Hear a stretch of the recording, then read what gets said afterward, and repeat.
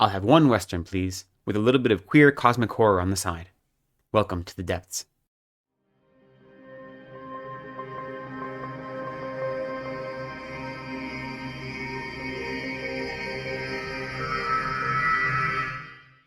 Hello, welcome to Reading from the Depths. My name is Lecton. Thank you for joining me today. Today, we have a review of Cruel Angels Past Sundown by Hailey Piper. This is part of the Splatter Western series that are published by Death's Head Press, which is an imprint of Dead Sky Publishing. It's the 17th in the series, though for the most part, the series are all standalone novels and novellas, so you can read them in any order you want. This novella is written by Hailey Piper. Hailey Piper is a queer author, and her work tends towards dark fiction, body horror, cosmic horror, spiritual horror, and we see all of those elements brought into this story. I won't read the blurb for the story, but the blurb ends by saying, "Serenity dies in bloodshed tonight through a cannibalistic demon and a mad preacher." The story takes place in New Mexico area, 1882, and our protagonist is a woman named Annette. She lives on a ranch outside of the local town, and the story starts as she's outside of her ranch, and she sees in the distance a pregnant, naked woman slowly walking toward her ranch, dragging a saber, a sword, behind her. And this woman comes up to her, doesn't say a word, doesn't tell her name, and so she tries to help her. She brings her inside. Her and her husband offer her food. They try to take care of her, but things go from weird to bad. Following the woman is this mad preacher, and he says that she's a demon, yet she's also pregnant with the Son of God, and it's his job to make sure that she lives long enough to usher the Son of God, the new Christ, in the world. And he's been empowered by God to clear the way for the new Christ by getting rid of any sin that he comes across. So he is judge, jury, and executioner. Clearly, there is some supernatural happenings going on. He does have some sort of power that you see him use to terrifying effect throughout the story. Where that power comes from, though, is not 100% clear. We eventually move after that first chapter, from the ranch to town. We move to the saloon. That's when we get introduced to a much larger cast of characters. Our protagonist gets there, but she's being followed by the woman and by the preacher.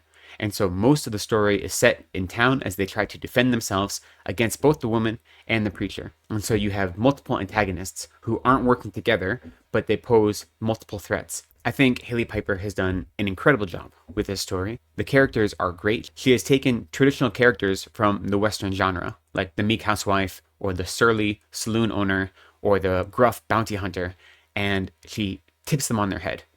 They still feel like they belong in a Western, yet they feel new, they feel fresh, they feel different. All the characters feel genuine. They feel like they have histories, like they have lived experience that you can relate to.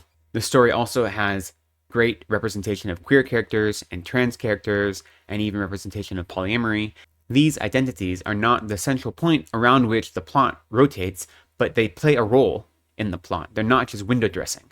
The way the characters interact with each other, and the way they navigate the situation, the way they deal with the antagonists, are dependent upon their identities and how they understand themselves in the world. The story has a couple really great action pieces that are bloody and gruesome and exciting. Hailey Piper is great at creating a sense of dread. The characters are trying to protect themselves from these unknown antagonists. They don't understand what they're up against.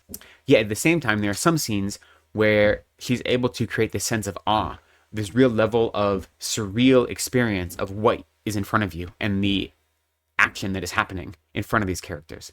So you're right there with the main characters, whether it's a sense of dread or of awe or of total delirium or confusion. I should say the first chapter of this book is really slow. The first chapter is the one that takes place on the ranch. And the first chapter, it feels like a fever dream. It feels delirious. But that makes sense because Annette, our main character, says as this naked pregnant woman, this demon, so we're told, gets close to her, she starts experiencing what she calls the red fever, which is that she loses control of her body, she loses control of her senses, she loses time, she doesn't know what's going on, she can barely function whenever she's in close proximity to this woman. And not everyone has that experience, but she does. So since we're following her point of view, to have our introduction to the story be this delirious fever dream makes sense. But I will say that first chapter takes a little bit of time to get through, because Piper is really doing a job of putting you in the experience of our protagonist. Once we get to town, once we get to the saloon, then the pacing and the style changes to be more action-oriented. What this short story does really well is take elements of cosmic and spiritual horror and place them very firmly in the Western genre, so you never feel like you're not in a Western. The Western sensibility is always there, but there's always something tweaked or added or twisted about it. It never feels blasphemous to the genre or canon of Westerns, but it adds something to it. What the short story does really well is it explores ideas of godliness and of morality. What does it mean to be a god or a demon? How does a human engage with powers that are bigger than themselves? Not necessarily more moral, but supernatural powers that claim to have control of morality, that claim to be the sole arbitrators of what is right and what is wrong. How do individuals make choices that line up with their sense of right and wrong? What is justice to us when we are being overpowered by forces outside of our control? The story also plays with ideas about consent and about found family, and perhaps more importantly, it talks about what is the nature of love, what is it the nature of creating relationships, and how do we find meaning in a world that is hostile toward us? Because all of the characters are experiencing hostility from the outside, and they have to navigate that hostility while also navigating this supernatural threat. And they're still not sure throughout the course of the book who is the real threat. Is it this woman who they call Saber, or is it the preacher, or is it both? And why are they a threat? So this is what she explores, but it isn't preachy, it isn't didactic, it is full of action and horror and suspense. There may even be a shootout. So this short story has everything you could hope for in a Western, but also in a great horror story and a great queer story. And I had a great time reading it. It was a great entry into the Splatter Western canon, and it just made me excited to not only read more of the stories in the Splatter Western canon, but also more stories by Hailey Piper. So what about you? Have any of you read this story? What do you think? Have you read any of the other stories in the Splatter Western series? Please let me know down below. But for now, I'll say thank you for coming. Be kind to yourself. Take care of each other. And go slowly.